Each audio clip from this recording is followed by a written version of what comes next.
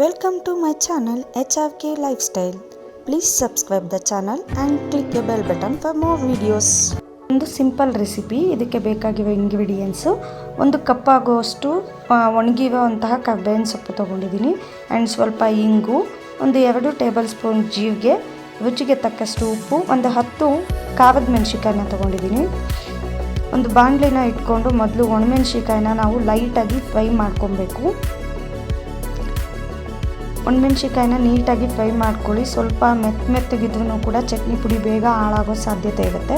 So ಲೈಟಾಗಿ ಒಣಮೆಣಸಿಕಾಯಿನ fry ಮಾಡಿಕೊಂಡು ಅದನ್ನು ಸೈಡಿಗೆ ಎತ್ತಿಟ್ಕೊಳ್ಳಿ. ನಂತರ ಅದೇ ಬಾಣಲಿಗೆ ನಾವು ಕರ್ಬೇವಿನ ಸೊಪ್ಪನ್ನ ಹಾಕ್ಕೊಂಡು ಫ್ರೈ ಮಾಡ್ಕೊಳ್ಳಿ. ಕರ್ಬೇವಿನ ಸೊಪ್ಪು ಸ್ವಲ್ಪನೂ ಕೂಡ ಮೆತ್ತಗಿರಬಾರ್ದು, ಫುಲ್ಲು ಡ್ರೈ ಆಗಿರಬೇಕು.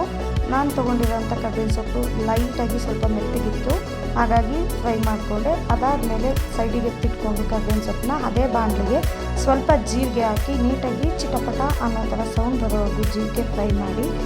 ಅದಾದಮೇಲೆ ಸ್ವಲ್ಪ ಇಂಗನ್ನು ಹಾಕಿ ಫ್ಲೇಮ್ನ ಆಫ್ ಮಾಡಿ. ಇಂಗು ಬಿಸಿನಲ್ಲೇ ಬಾಣಲಿ ಬಿಸಿ ಇರುತ್ತಲ್ಲ, ಆ ಬಿಸಿಗೇ ಸ್ವಲ್ಪ ಇದಾಗುತ್ತೆ.